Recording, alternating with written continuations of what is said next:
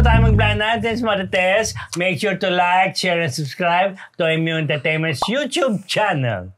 At pag blind item sanap mo, pwes talasan ng isipan, pagganahin paging Marites, dahil nandito ang segment na inyong kinuhumalingan at pilit na hinuhula ng DAHO!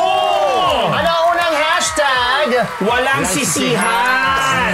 Eto yan, may kinalaman yan sa isang hunk dancer host, TV host, na kamakailan ay napasama sa isang grupo ng mga tropa niya at mga ibang celebrities din ng mga babae at lalaki na nakuhang parang endorser ng isang tumatakbong sa mataas na posisyon. So alam natin may national cover scope ito. Ngayon, bago pala syempre may manager din naman ito. Bago niya gawin yung tanggapin yung proyekto, nagpaalam naman siya sa manager niya na kasi itong manager niya ay nakilala yatang medyo may mga hanash din or may mga sinasabi sa mga political issues, ganyan-ganyan. So parang itong gustong i-endorso na politiko nitong talent niya, medyo taliwas doon sa mga pinaniniwalaan niyang prinsipyo. So, pero syempre, hindi naman niya pinigilan kasi hanap buhay yan, magkakaroon ng income ang talent niya. True. Pero pinagsabihan siya na parang, basta walang sisihan na kung ano man ang mangyari dyan, kung saan ka mandalhin ng tinutulungan mo o ini-endorso mong politiko, bahala ka. Basta tayo, ang relationship natin ganyan-ganyan. So, dumating na nga daw sa araw na ito na, mag-shoot na. Tapos, syempre, may mga, bonggadera yung politiko kasi. Bonggadera, di syempre babae, no? Imotera, namudmud daw talaga ng bukod dun sa nakasad sa kontrata, nag-emote pa na chung-chung-chung-chung. So syempre nakarating na naman dun sa manager. Syempre, kahit pa paano yung manager entitled sa commission or kung ano man yung iaabot. Nung umpisa, syempre, parang ayaw ni manager na tanggapin. Kasi parang taliwas nga, hindi nga niya dapat tinanggap Pero inabisuhan niya yung talent niya, bahala ka dyan. Ngayon, nag-emote na itong si talent, sabi, anong magagawa ko kung ayaw mong tanggapin to? So walang sisihan na ako ang nakaano ngayon, itong nakapagsibi at masaya naman siya. Nakapag-deal. Pero yung relationship nila ngayon ni manager, okay naman daw. Kaya lang yun nga, pagdating sa mga political issues, hindi sila nagkasundo. Kasi obviously, ang sinasabi, wala naman daw gaanong proyektong na ibibigay sa kanya itong kanyang manager. Kaya since may mga lumalapit na ganitong opportunity, tatanggapin na lang din niya. Go, di ba? Go lang ng go. Yes. Total, may tanggap dito. Total, hindi naman. Ang magandang clue ko doon, hindi na siya bata. Yun. Di ba? Si dancer? Dancer host. Di ba? Okay. Gusto mo ba? Yung manager ang parang nahulaan ko. Yung talent niya, hindi siya masyadong hindi naman kasi masyadong pang sikat. Pero napapanood siya. May mga yung regular. Manager host din. Di ba? Na iba rin. Di ba? So, walang sisihan lang. Ganun lang naman yun Diyos Marie nabanggit po. Yes. Dr. Jessica din ng Ideal Vision. Maraming salamat. Especially sa branch po nila yan. Sa SM Masinag, Ideal Vision. Pati na rin sa Faces and Curves, Dr. J. Ricasata and Dr. Sheila Ricasata, sa kay Dr. Pong Magtibay ng Wag Dental Clinic at kay Dr. Jess Solis ng Gorgeous Smile, pati na rin po kay Colonel Jundi Mayuga, ang mga kapamilya ko sa Simas, Philippines, Mama Shakeable Revilla ng MWell. Yon. Maraming salamat po. Lani Michelle, thank you. Miss Bel Constantino, kay Tetay, kay Soki, at kay Lee Reyes, at saka kay Lolita de Dios Katsuki. Bago ang blind item ni PhD. Thank you kay Roro Sande sa New Zealand, $3.49. Kumusta raw ang throat ni Mr. Full? Okay naman. Going strong. Going strong! Hello mga Marites! Bago po tayo bumalik sa Marites University, kung gusto niyo po laging makatanggap ng latest chismis, pati na rin ng mga nakakaintrigang blind items at insider scoop tungkol sa lahat ng showbiz-related happenings. Huwag niyo pong kakalimutan mag-subscribe sa MU Entertainment YouTube channel. Marami man ang ating mga Marites subscribers, mas marami pa po ang hindi nakasubscribe. Kaya naman, subscribe na mga Marites! Next hashtag! Mama's Jowa. Ayun na, tapos. De, itong si young actress na masasabi nating sikat din naman, meron siya, of course, meron siyang nanay. Ito nga, kaya nga mama's jowa. So, yung nanay niya, may jowa. Hiniwalayan yung actually dating karelasyon na nakalakihan na nitong young actress. Itong bagong jowa ni nanay, ni mama, ay isang young actor. Kolo! Nakaidang din niya yung actress? I'm sure hindi nagkakalayo. Bongga ni mother. Super into the young actor daw itong si mama. At siya talaga ang super buy ng mga pangangailangan ni young actor. Itong si young actress, hindi daw masasabing bet tong si young actor. Pero si young actress kasi medyo, alam ko din to medyo takot sa nanay niya. Yung hindi pumapalag, hindi makakapalag.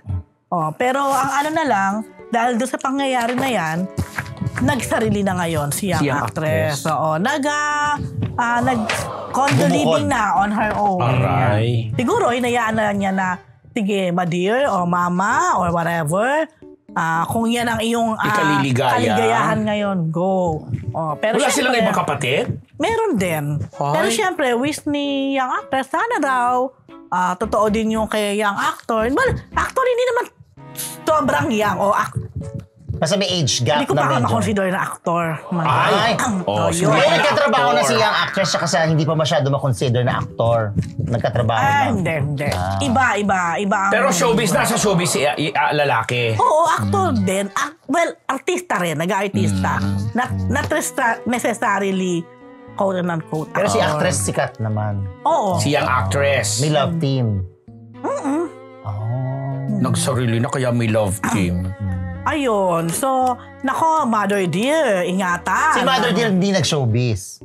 Hindi naman. Hindi. Ingatan mo lang, Mother Dear, ang iyong Mata pa rin si Mother mga Dear. kayamanan. Ang yung mga kayamanan, yung puri. Ang yung puri, Gaano kabata si Mother? Kasi kung may anak na siyang young actress. Panganay ba niya si young actress or ano? Diba? Parang panganay yata. Parang alam ko yan. Yun lang. Talaga? Hiwalay ba sa asawa yun? Oo. Recently lang. Oo. Tama yung nasa isip siguro mga ko. ilang years ago lang. Mga pandemic time. Oo, tama. Yun. Yun lang. Yun lang, Pakialamera yung mother na yan eh. Aha. Parang hindi naman. Hindi ko masabing pakialamera pero medyo alam ko karakter din. Yes. Dahil dyan. Dahil dyan, ano nga ba? Marami kang mabatiin. Bakit marami? Of course, Lapit si Tita na. Bebot ng Colorete Clothing, Diba? ang South Torillo Corner Timog. Punta na kayo dyan. Marami siyang bago ngayon. And then, sino pa ba? Ninong Boyet, Ate Maribel, thank you for watching. Sa aking pinsan na si Irene. Irene! Yan, Irene, ilang araw na lang. Ay ano? Ilang araw na lang. Alam na yan. Tapos, siyempre, hello Ate Janet. Hello Mars Ching. O yan, Mars, nako, ang aking hanas. Alam mo na, sana magkaroon ng pagbabago. Talaga dito ko pa sinabi, no? O, yun na. Dahil dyan, next hashtag. Ang ingay ng nasa taas. MC. Sa akin na yan. MT. Oo, yan ang parang... Taho! Isang actor yan. Junior actor na rin yan. Na sikat yan na nagbibida-bida na rin. Okay. Yun. Kaya lang, kala mo ba na pagka-gwapo-gwapo niya, pero walang laman ng utak niya. Ay, grabe naman. Sobrang Grabe, walang walang utak naman. Empty kasi nga. Sobra naman. Hindi lang. So, Sky na lang. Hindi lang ako. Utak nga nasa Tubig, loob. laman. Ano? Para Ay, tubig pa. Ilang beses na yan pag tinatanong ng media or what. Bubito? Tsaka pagka na yung, sa mga events niya, hindi siya diretsong sumasagot. Kung saan ka dinadala. Dinadala hanggat wala kang Makuha. Hindi, wala naman sense yung sinasabi. Aray ko. Ganun yung actor na yun na favorite mo. Ay, sobra naman. Oo, na parang, ano ba tong taong? Pa-English-English? Oo, pa-English. Parang no. Ay, nako. Parang gwapo-gwapo. Ang galing ni Rose today, ha? Gumagana ka lahat na hulaan mo na. Di pa naman totoo, di pa naman sure. Pero Nawala ko ba yung... Ay, Iba, hindi, oo. parang ka-i-interview mo lang kanina niyan, ha? Ay, hindi yan siya. Hindi ko nga na-interview. No? First release na nasusulat ko, no? Hindi masyado naging-Ingles. Pero maski Tagalog, diba, ano mang issue, miskin sa issue na sa pelikula na, yung karakter niya, yung love life niya, hindi pa rin hindi pa niya ma-express ang talagang yung with gusto. Na parang may mapulot ka. Siyempre bilang isang writer, gusto mo naman na masusulat ka, di ba? Yung may laman. Ba siya ganito? Well. Hindi, meron din, medyo may haba, kaya walang pinupuntahan yung kanya. Kasi kung saan siya tanong mo, papuntang Avenida, yung sagot niya papuntang Paranaque, gano'n. Anyway, hindi siya sumasakto sa mga tanong. Di ba? Whether personal, Ba't whether... hindi mo tinarayan? Ito na nga. Hindi naman yan, note na siya yan. Alam niya na yun. Siguro, kasi wala namang ano yan, parang nonchalant, parang walang pakialam. Parang ang pag nasa, ang feeling niya, gwapo ako. Nagbibida ako. May feeling na gano'n yan. Pero wala naman ang itis, di ba? Hindi yan yung ating paborito. Hindi yan yung Matalino paborito. yun, no? Yung paborito niya. Basta, one of your favorites. Grabe naman. But is he your favorite too? Before, but now no more. Before. Hindi, talaga attractive yung mukha niya. Attractive. May ka-love team? Wala. Before, wala. One time. Napapanood siya ngayon? Wala ngayon, pero may parating. Medyo nakis na. Wala. Talaga yung aura niya talagang pang leading man, kaya lang di mo isipin na talaga, ay, ganito lang pala to. Pag ikaw, pag yung nakausap mo, siyempre yung mga fans, wala namang pakialam kung may utak o wala yung idol nila, di ba? Yung mukha lang ang matters, di ba? Pero sa paano pamantayan mo walang utak? Di ba? Parang walang laman. Walang laman. Kahit tubig, kahit wala. Oo, di ba? Empty shell. Dahil dyan. Basta yung paborito ko matalino. Kesa naman pearly shell. Ay, pearly shell! Bumati ka na. Muna yung ate Josie Nardo kasi nasa niya birthday sa 30. So Wednesday ba yun? Wednesday. At ito mula sa Texas, mga viewer natin. Hi Christine Ann and Cynthia Mariano na lagi nanonood sa atin. May galit sa iyo yung nagdi-drill. Dahil dyan, next hashtag. Tapusin na natin yan. Alam ko, ayan na, may kinalaman ito sa isang bading na handler ng isang sikat na aktor. Sikat na sikat. Yes, ito na. Itong handler na ito, bilang sikat ang kanyang hinahandle na aktor, ito ang lagi niyang linyahan sa mga boylet na gusto niyang karirin. So, ang ginagawa niya, hello, ako si ganito. Minamanage ko si aktor na sikat. Ay di syempre, yung mga boylet handler lang, tapos minamanage? Tapos, ang ginagawa niya, syempre gusto niya na itong mga aktor na ito, itong mga boylet na ito, kunwari gagawin niyang aktor. Syempre, yung mga boylet gusto may pangarap na mag-artista, ganyan. So, ang gagawin nitong si handler, dadalhin niya sa facial, ganyan, papaayos niya, ganyan. Di syempre, asa naman itong si boylet dahil alam nila na ang hinahandle nitong si handler ay sikat na aktor. So, ito na. Pero ang ginagawa daw nitong si bading na handler, pagkatapos dalhin sa facial, dalhin sa gym, kung ano man, gora tayo sa house. Pagdating daw dun sa house, barin mo yung outfit mo. Grabe naman, agad-agad. Picturean kita. Ganon. Ang sinasabi. For profile.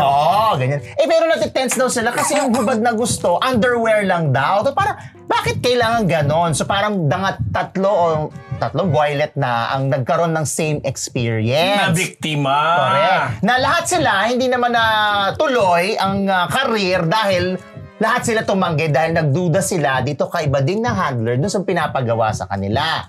So eto na, nakarating ngayon doon sa isang friend ni sikat na aktor.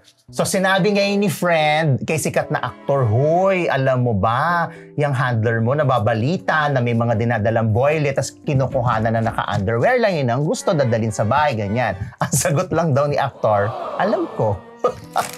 So yun yung hashtag. Pero, in fairness kay aktor, hindi naman siya na-link kay Handler at si aktor ay hindi naman na-link or wala namang history na pumatol sa Becky Lou dahil etong si aktor na ito ay laging controversial ang kanyang relasyon sa babae. So tuwing nagkakaroon siya ng karelasyon na babae, very controversial. So kaya itong si Fred na nagbalita kay aktor, hindi naman siya nagduda. So sino binablind item natin? Yung handler o yung aktor? Pareho!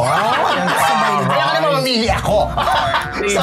So ang siste, yung si aktor, parang dead man na lang siya dun sa kanyang handler na ganun yung ginagawa. But of course, pangit na imahe yun para kay aktor. Siyempre naman. Kasi siya ang ginagamit ni handler na para makakuha ng boylet. Tapos sasabihin niya, ako ang nagmamanage. Chuchu, ganyan. Tapos may I show pa ng photo. Ayan. Pero kinonfirm ko naman, talagang handler naman talaga siya ni aktor. Kaya nga tinanong ni common friend, huy, alam mo ba, si handler, ang dami na nagsasabi na dinadala yung boylet sa challenges. Ang sagot lang ni aktor, alam ko. Kasi pag-nonchalant din minsan si aktor. Pero lalaki talaga yung aktor na yan, Kasi baka naman ini-enjoy niya yung mga pictorial, yung mga hindi, lalaki, walang kabayad-bayad. Magagalit si Rose Garcia pag nalaman niya. Si aktor. Chita mo yung aktor eh. Kaya naman tayo. At sabi mo, sikat na sikat. Sikat yung Sikat na sikat. Sikat na sikat. At controversial pagdating sa mga babae, sabi mo. Controversial sa mga babae. Ayun na. Yun na. Dahil dyan. Katawa ako. Bakit? Ay, hindi na ngayon. Hindi ko kilala si Handler. Si Ambet ang ninja. Bakit? JN. Bakit? Kakadikit nila. Sa monitor. Mula. Sila. Hindi nakikita tayo yung flash eh. Hindi tayo kayo na. Nakita tayo na sa monitor. Ayan, my God. Medyo mabati na lang ako. End of the world na ata. Mainit kasi. Init. Pero talagang sobrang dikit sila. Para umabot sa kanya yung paypay. Dulot sila. Pangingitin, tapos ang iingay. Busan na tapusan natin ito. Dalawang letter, init tsaka ingay. Hello naman syempre sa Hair Shop Salon, Salazar Dental Clinic, kay Miss Belle Constantino na Stan Emperor Lending Corporation, kay Gracie Cornejo, kay Stacey Solis McDonald, kay Alan Jones Lito Maniago, WTFU sa YouTube and Spotify, at syempre mamaya The Futok Show sa TikTok, MRFU_ may ganon. Gusto ko yun, Tas bukas may live tayo, Dujuso sa TikTok ko din. Yan. Boom. Yun na. Magsabi ko ng mga love problem nyo. At talaga, love problem na. Kami ni Gracie nung nag-support si Gracie, babash kita. Go! Ayan! Bago po natin tapusin ang live mga kamarites, pasalamatan po natin ang Scat Media para sa kanilang studio facilities. Kung nais ninyo rin pong gumawa ng inyong sarili mga content, i-message lang ang Scat Media sa Facebook. Mag-like, share at subscribe na rin po kayo sa MU Entertainment YouTube para makatanggap ng mga notifs sa ating uploads. O yun na. Okay mga marites, sa tapos sa mga pong araw na Lunes, maraming salamat po sa lahat ng live viewers natin at yung mga nagpakulay. Ay marami huwang mga kay pasensya na ako sa mga hindi natin nabasa. Sa Webes na naman po. Live po kami sa Webes, kahit po holiday sa Webes. Yan, talagang malamig naman In-announce talaga. Open na announce nga para naman tumutok sila. Oo naman. Ito yung wala yata siya sa Webes. Meron daw siyang rally. Sa umaga yun, sa umaga. Kaya ba? Pero pagkapagod na ako para sa manggagawa, bahala na. Hindi, sa eleksyon. Sa eleksyon. Siya wala. Sobrang naman yung eleksyon. Siyempre, maboto naman tayo. Depende na Bukas pa ba yung polling precinct na alas niya? Umaga, di ba?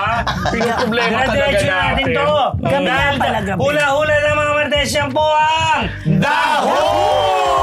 Thank you. Thank you, Meg. Ganon.